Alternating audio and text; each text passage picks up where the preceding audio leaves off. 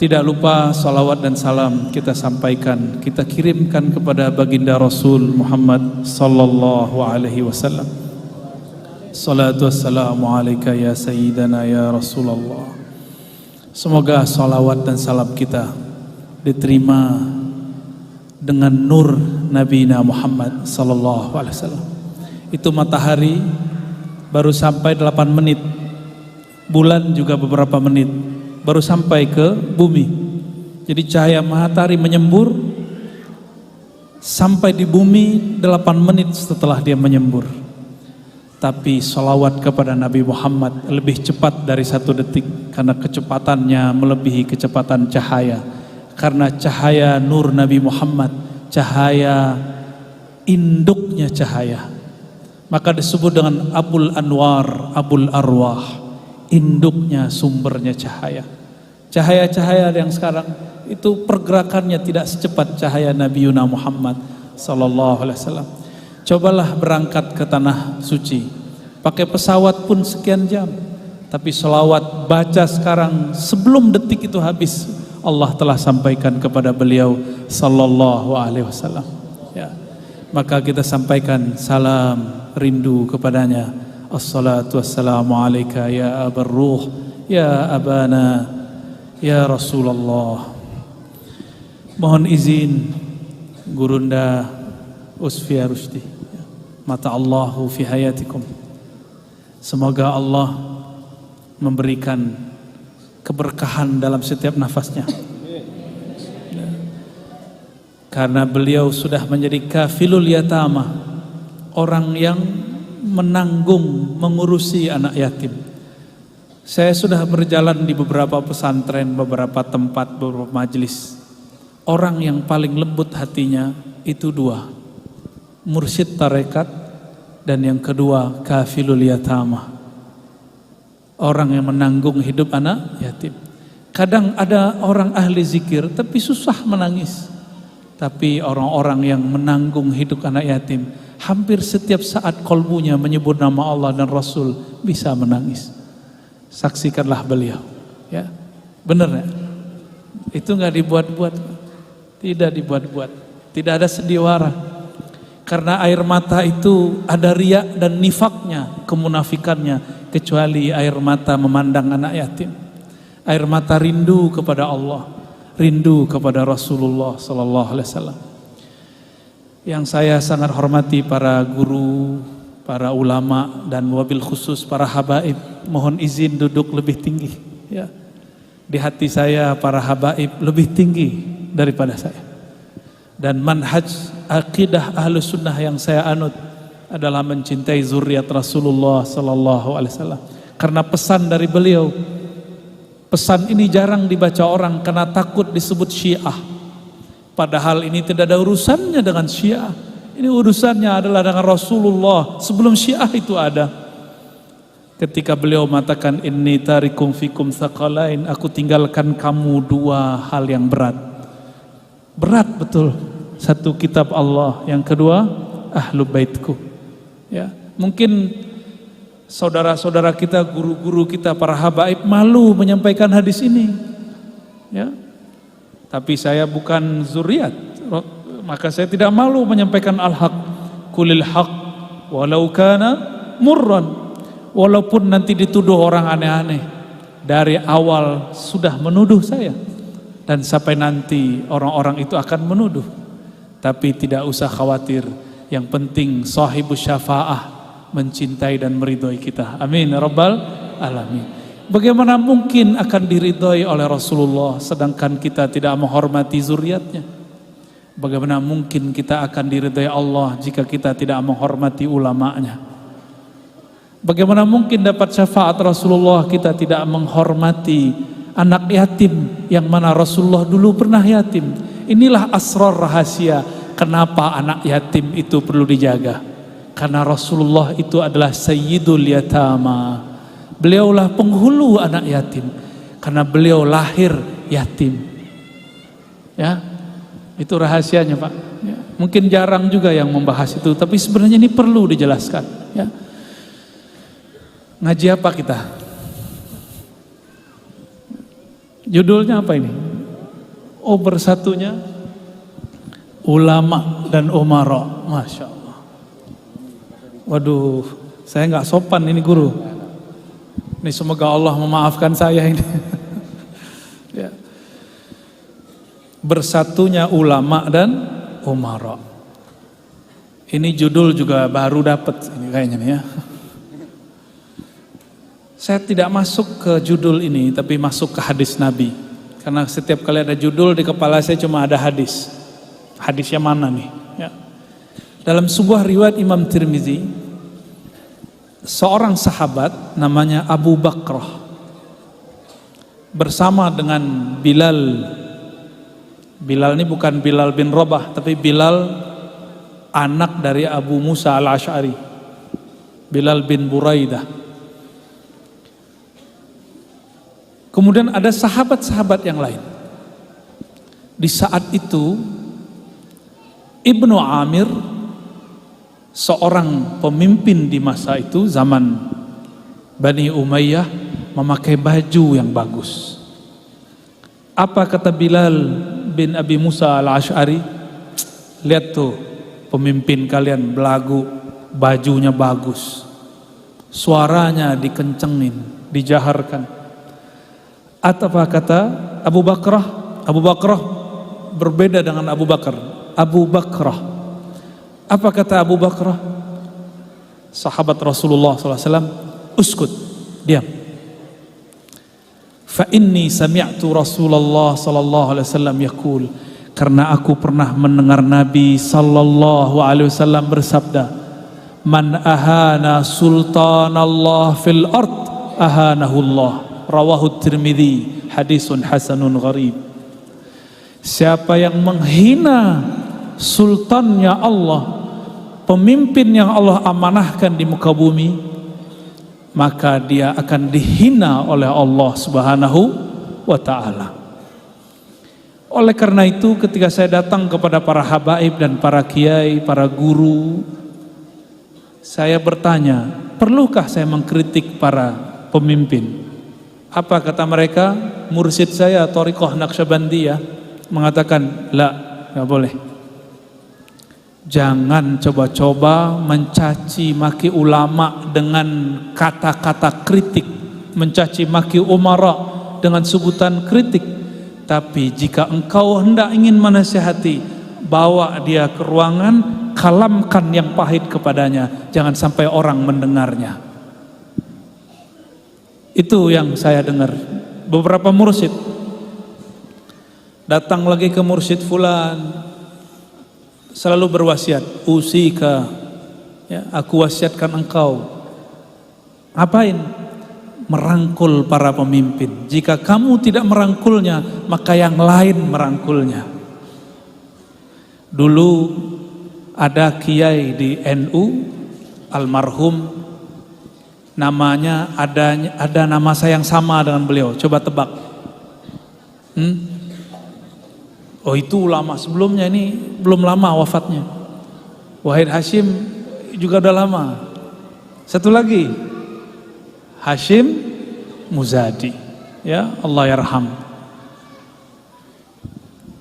Kita sebutlah Mbah Hashim Muzadi, ya. Anaknya kuliah di tempat saya ngajar. Mbah Hashim ini ditanya, kenapa beliau membersamai salah satu presiden dulu, yang presiden itu tidak separtai dengannya. Apa jawabannya? Jika bukan kita yang membersamainya, maka orang lain yang membersamainya. Orang lain tanda kutip, ya, komunis, ekstremis, apalagi, sebutlah semuanya. Dulu kita kemudian mencoba memikir-mikirkan, susah menerima, tapi hari ini kita dapat menerimanya, ya. Tapi perlu garis bawahi, saya tidak orang politik, sepakat guru, ya. Dan memang tidak tertarik dengan dunia politik sama sekali, insya Allah sampai nanti, ya. Tapi bukan berarti Islam kita terpisah dari politik, tidak. Cuma kita tahu diri, Kita tidak disekolahkan, tidak dididik untuk berpolitik. Jika ada di antara sampean. Jika ada di antara panjenengan aja deh. Di antara bapak ibu ini memang punya basic, dididik secara leadership oleh orang-orang terdahulu, oleh komunitasnya, silakan. Kita mendukung dengan doa. Kenapa mesti didukung? Maulana al-Imam Al-Qutub Al-Kabir Abul Mawahib Abdul Wahhab Asy-Sya'rani, Imam saya lihat di sejarah ulama Banjar salah satu nama favorit Sya'rani, ya, Sya'rani Arif, Anang Sya'rani Abdan, itu qadasallahu asrarahum semua dah, ya. Jadi guru di Bangil tapi asalnya dari Banjar. Syukran, ya. Jazakallah khair. Imam Sya'rani mengatakan, kenapa kita mesti menyokong para ulama menyokong para umara minta nasihat kepada para ulama? Karena yang mampu menjalankan hadis man ra'a minkum munkaran falyughayyirhu biyadih, itu cuma umara. Ormas tidak boleh. Siapa yang melihat kemungkaran maka ubahlah dengan kekuasaannya. Itu yang mampu cuma penguasa. Maka kita berdoa semoga penguasa, pemimpin di negeri ini diilhami keadilan, amanah. Amin ya rabbal alamin, ya. Kita cuma bisa doa, Pak. Sama lisan ngomong. Untungnya saya hidup di negeri ini. Untungnya kita hidup di negeri ini. Bisa buat pengajian tanpa perlu izin-izin yang ribet. Bisa buat zikir tadi, ya. Wah, itu indah sekali zikirnya. Menggema. Itu kalau malaikat lihat dari langit seperti rembulan. Terangnya bukan main. Cuma kan kita bukan malaikat, Pak. Jadi nggak kelihatan. Ya, jadi malaikat dulu baru kelihatan. Malaikat tuh kurang tidur, kurang makan, bicaranya lurus. Tapi yang berat nih, yang mau nikah nih, ya, malaikat nggak kawin. Malaikat tidak menikah. Kita tidak mungkin itu. Maka mungkin kurangi tidur, kurangi makan. Itu yang mungkin, ya. Kalau nggak antar batal nikahnya Rabiul Awal, ya. Orang-orang yang mengurangi ini, mau dia ulama, mau dia umara, Allah akan berikan nur di dalam kolbunya, nur malakutiyah, nur malaikat. Maka apa yang dipandang malaikat dia akan sanggup memandangnya. Itulah sebabnya kekasih Allah ketemu kekasih Allah menangis. Wali ketemu wali terharu. Insya Allah. Itu hadis pertama. Man ahana sultanallah fil ard. Siapa yang menghina penguasa yang Allah berikan amanah di muka bumi, maka Allah akan hinakan dia. Tapi di hadisnya tidak disebutkan apakah di bumi atau di langit. Berarti bisa jadi di bumi iya, di langit iya, di akhirat iya, di dunia iya. Tapi lafaz itu ingat, Sultanallah. Ini kata kunci. Sultanallah, kata kunci, bukan sultan. Sultanallah, sultan yang Allah bimbing. Sultan yang mengikuti ajaran Allah dan Rasulnya. Sultan yang di kolmunya bertahta Allah Malikul Mulk, Raja di Raja. Itu syaratnya. Maka Imam Ibn Arabi, Imam Al-Jili, imam kita semua ahlu tariqah, sufiyah, mu'tabarah, mengatakan sultan itu ada dua. Ada sultan yang zahir, ada sultan yang batin. Sultan yang zahir itulah pemimpin-pemimpin yang menguasai negeri. Tapi ingat, hati-hati para pemimpin.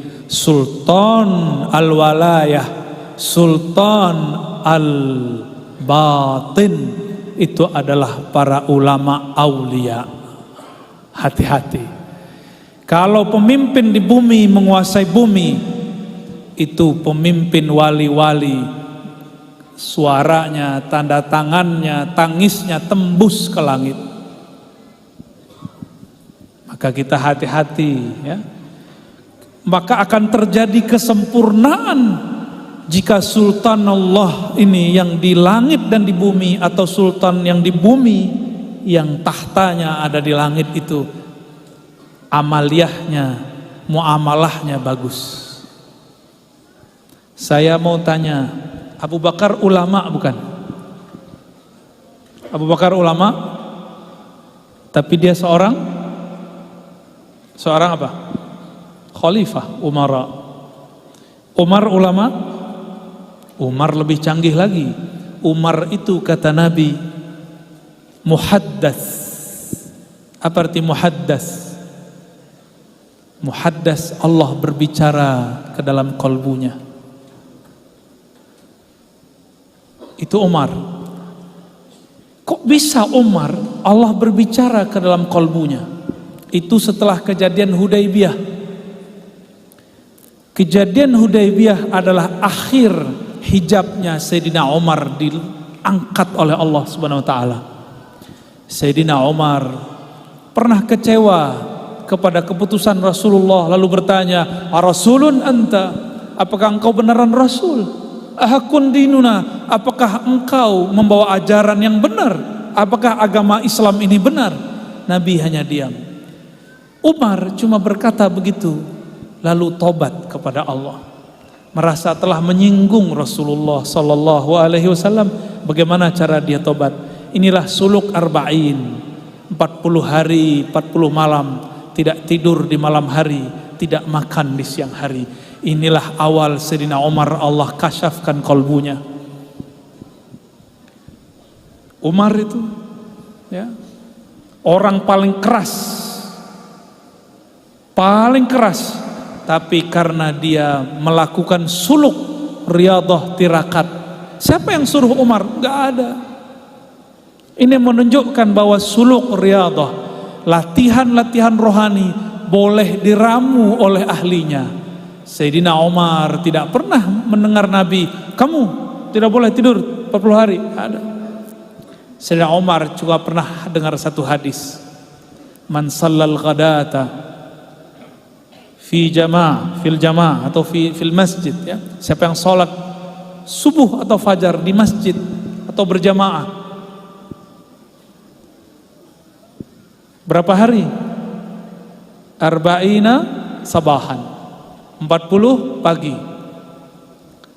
Maka Allah akan pancarkan ya nabiul hikmah min qalbihi ala lisanih, dari kalbunya memancar lewat lisannya.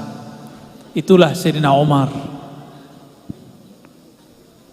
Maka kalau ada dukun nih, belum ulama nih, dukun tirakat 40 hari bisa ngalahin kiai kalau perang-perang batin. Makanya ada kiai kena sihir, pada kiai wali Allah, hamba Allah, orang soleh. Kenapa dia kalah? Karena dia kurang tirakat dibandingkan dukun. Dukun bisa 21 hari tidak tidur, 40 hari tidak tidur. Saya pernah dengar juga 100 hari dia tidak tidur. Orang kalau sudah tidak tidur, maka karakternya, kan malaikat ada 2, malaikat nar, malaikat nur. Malaikat yang bertahan sampai sekarang malaikat nur. Malaikat nar sudah dipecat, namanya Azazil alias iblis. Kasyaf, tapi kasyaf setan. Iblis itu kasafnya kasaf yang membuka aib orang, melihat kelemahan orang. Untuk apa kasyaf begitu? Ya, untuk apa kasyaf begitu? Imam Malik dulu kasyaf setiap kali melihat orang wudu, beliau melihat maksiatnya. Tuh yang tadi nonton YouTube-nya nggak benar ya, yang tadi nonton film aneh-aneh, yang matanya jelalatan kemana-mana, Itu Imam Malik ketika cuci muka, dia lihat orang-orang dosa mata jelalatan, yang tangannya nakal. Sekarang nakal itu bukan megang orang, ngetik. Ya. Oleh Imam Malik terlihat. Lalu beliau berdoa, ya Rob, jika ini yang aku lihat, ini pasti dari syaitan, tolong diambil. Tuh Imam Malik gak seneng makasyaf. Kalau kita seneng ya, seneng ya baca isi hati orang. Repot Pak. Baca status WA orangnya repot. Baca status Facebook itu bikin gelisah. Gimana baca status kolbu orang? Lebih ribet ya, lebih berbahaya. Jadi sekarang kasyaf itu guru kasyaf al-Facebookiyah. Ada lagi lebih tinggi, mirip-mirip sama kutub. Ada kutbiyah, ini al-YouTubiyah. Insyaallah ya, zaman sudah. Itu imam kita loh nggak mau.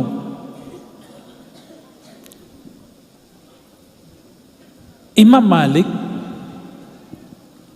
imam salaf, wafat tahun 179 Hijriah.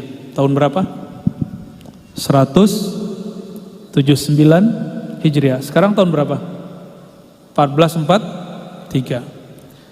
Suatu kali beliau diadu pendapatnya dengan riwayat Ibnu Mas'ud tentang hubungan antara ulama dan umara.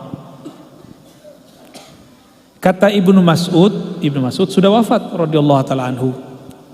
Sayyidina Abdullah bin Mas'ud mengatakan, jika ada orang alim ahli din masuk ke istana para umara, dia akan yakhruj bila din. Dia akan keluar tanpa bawa agama. Itu pendapat sahabat Ibnu Mas'ud. Tapi ini bukan sahabat, tapi Imam Malik. Imam Malik bolak-balik masuk istana. Saya belum masuk istana loh ya. Cuman ceramahin orang di istana lewat Kemenak, udah langsung dibully. Ya. Dicari-cari, tapi alhamdulillah ya. Imam Malik ditanya, ya Malik, wahai Malik, kenapa engkau keluar masuk istana? Apa jawaban Imam Malik? Jika aku tidak masuk istana, jika engkau para ulama tidak masuk istana, lalu bagaimana cara menyampaikan kebenaran kepada para umara? Itu jawaban beliau. Berarti Imam Malik ini orang berani, nggak takut mati. Dulu ulama itu takut mengkritik umara, karena kalau habis kritik badannya nggak balik, nggak ada yang balik Pak, hilang. Dulu di masa Bani Umayyah, sebelum Imam Malik ternyata ada khalifah yang luar biasa. Dia wali, dia ulama, dia ahli hadis, juga umara. Coba tebak, namanya juga Umar. Umar siapa? Umar Bakri. Umar bin Abdul Aziz. Umar bin Abdul Aziz ini beberapa kali bertemu Nabiullah Khidir. Tuh canggih ya. Bahkan beliau masuk ke suatu tempat, ada gunung, di belakang gunung ada lembah. Sampai di lembah dia mendengar ada orang berbicara, tapi orangnya tiada, sosoknya tidak tampak. Beliau berkalam-kalam dengan orang itu. Ternyata itu orang adalah jin yang muncul di zaman Sayyidina Isa. Dia mendapat kalam, kamu tunggulah di sini, nanti ada kekasih Allah akan datang ke tempatmu. Itu jin umurnya panjang. Ternyata ada satu rahasia tentang umur jin. Jin itu tidak mati kalau tidak dibunuh. Itu. Wallahu alam kalau ada jin yang mati tanpa dibunuh, kayaknya harus belajar ilmu jin lagi ya. Tapi itu yang kita dengarkan dari beberapa ulama. Dia biasanya bertengkar, berperang. Jin ini tidak ada yang membunuh. Dia diwasiatkan oleh Sayyidina Isa, kamu tinggallah di lembah ini, nanti akan ada kekasih Allah, umat dari Nabi akhir zaman. Betul. Ternyata itu jin patuh seperti robot. Dibilang jangan keluar, nggak keluar-keluar. Tunggu selama-lamanya. Sampailah di sana. Akhirnya Umar bin Abdul Aziz berkalam, wahai tuan jin, saya lupa nama jinnya. Itu jin punya nama. Diriwayatkan oleh Imam Abu Nuaim dalam kitab Hilyatul Aulia dengan riwayat yang bisa dipakai. Jadi sanadnya ada ya. Dikalamkanlah oleh Umar bin Aziz, wahai tuan jin, sungguh Nabi yang telah dikabarkan Nabi Isa sudah muncul. Senangnya dia. Tapi sayangnya dia telah wafat. Wafat tahun 11 Hijriyah. Sekarang beliau itu memerintah tahun 100 Hijriyah. Berarti sudah berapa tahun?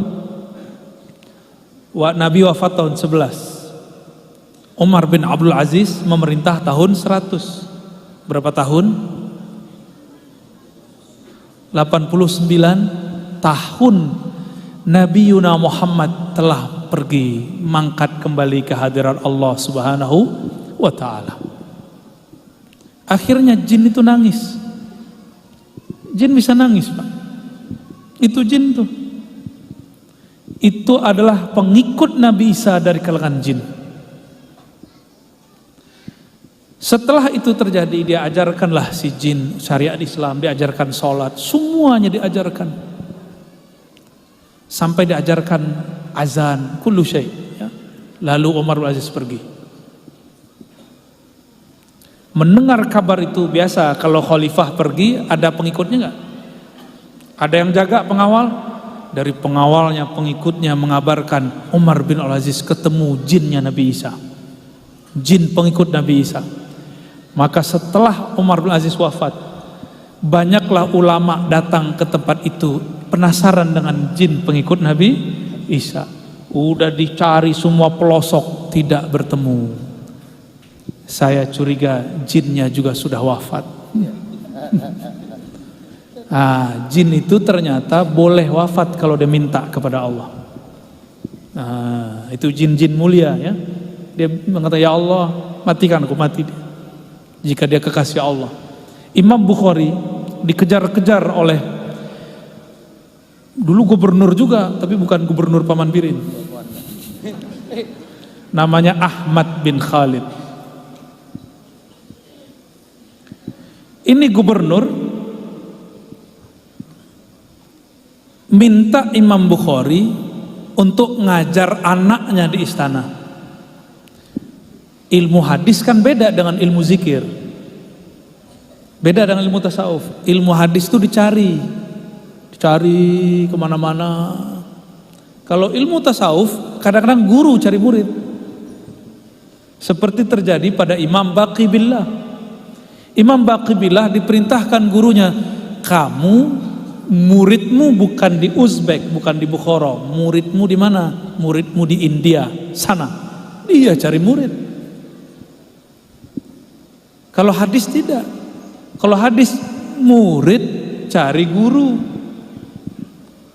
Maka Imam Bukhari mengatakan, kasih surat, sampaikan kepada Tuan Gubernur.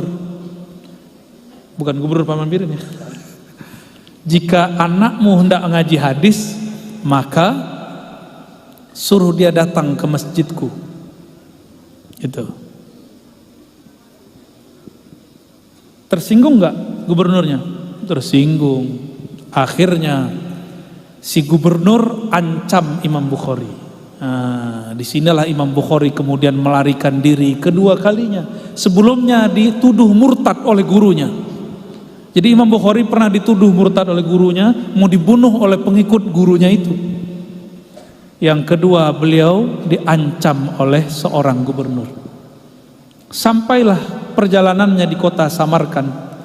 Saya waktu itu naik bus dari Bukhara ke Samarkand ada beberapa jam, 6 sampai 7 jam. Apa itu salah? Semoga benar ya. Seingat saya 6 sampai 7 jam. Sampai di kota Bukhara, bayangkan itu pakai onta, mungkin sehari semalam lebih, bisa jadi 2 hari 3 hari. Setelah sampai, beliau kemudian bukannya ingin buka majelis, Imam Bukhari mengatakan, ya Allah, sudahlah, aku sudah lelah dikejar-kejar, malam ini tolong jemput nyawaku. Meninggal dia malam itu. Nih, kalau wali Allah boleh minta mati, Pak. Kalau belum jadi wali jangan minta mati, ya. Ya, ada yang belum wali kan? Orang-orang kayak kita ini kan belum jelas, Pak. Jangan coba-coba minta mati, ya. Itu cerita kisah hakiki yang terjadi di zaman-zaman sebelumnya. Tapi ingat bahwa itu terjadi di abad pertama Islam dan kedua. Di zaman itu hubungan ulama dan umara tidak harmonis. Apa kata ulama dulu? La tatruku babal umara. Jangan pernah datang ke pintu-pintu penguasa. Gitu. Jika engkau melihat ahli hadis masuk ke rumah-rumah penguasa, maksudnya istana-istana, fattahimuhum, maka tuduhlah dia, hati-hatilah terhadapnya. Ingat, ini bukan hadis, ini perkataan ulama abad pertama dan kedua. Ternyata di abad kedua, di ujung abad kedua, Imam Malik tidak mengikuti kalam itu. Beliau kemudian datang ke istana-istana, ke rumah-rumah para pemimpin. Berarti ulama salaf berbeda manhaj mengenai sikap hubungan antara ulama dan umara.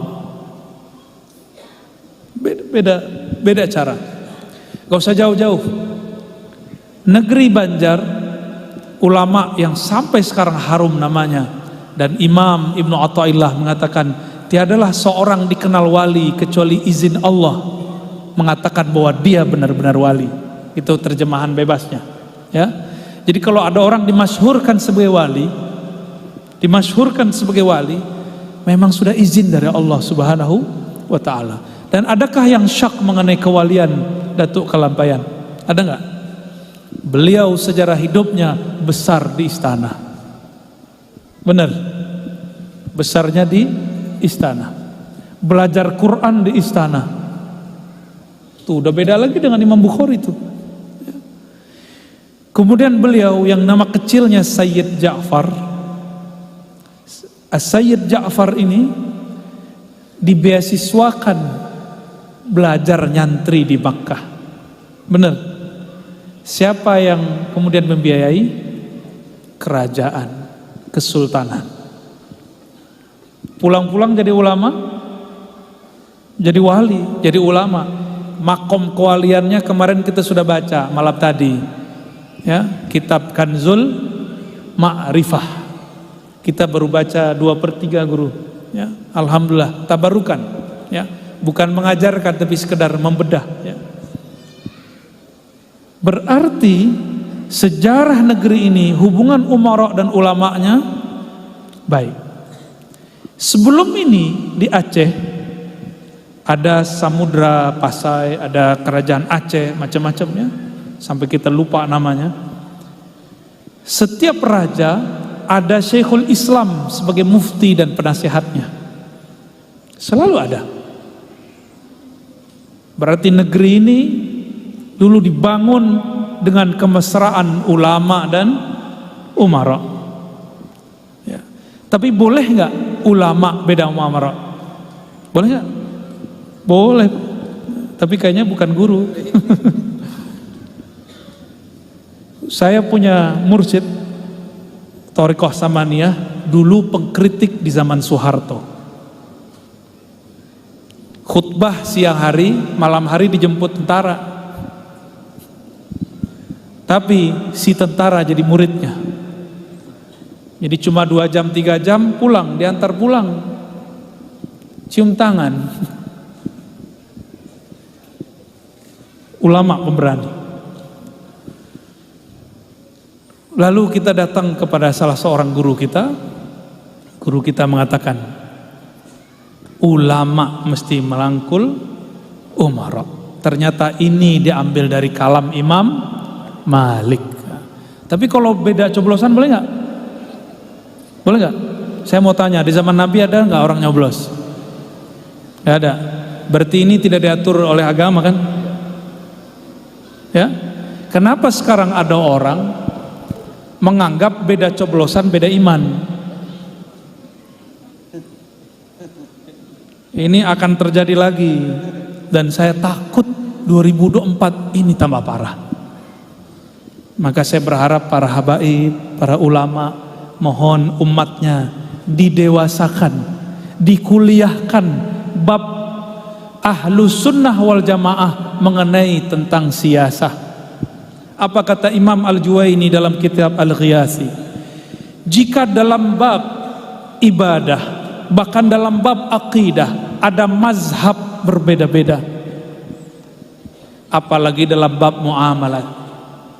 Jika dalam bab muamalat orang berbeda-beda, apalagi dalam bab imarat, bab siyasah. Lalu kapan muncul orang-orang yang kemudian menganggap beda politik, beda iman? Itu terjadi setelah Sayyidina Ali mengalah dari Sayyidina Muawiyah. Orang yang tadinya simpatisan Sayyidina Ali, ingat-ingat, nih hati-hati nih para pemimpin, para guru, para ustadz. Orang yang senang sama kita sekarang belum tentu senang sama kita selamanya. Dulu puja-puja Sayyidina Ali karamallahu wajha. Ketika Sayyidina Ali ngalah, apa kata kelompok ini? Ali berhukum bukan dengan hukum Allah, fahuwa kafir. Ali dikafirkan oleh simpatisannya. Sekarang terjadi ya. Semoga ini tidak ya. Semoga ini tidak tambah parah ya. Amin ya rabbal alamin.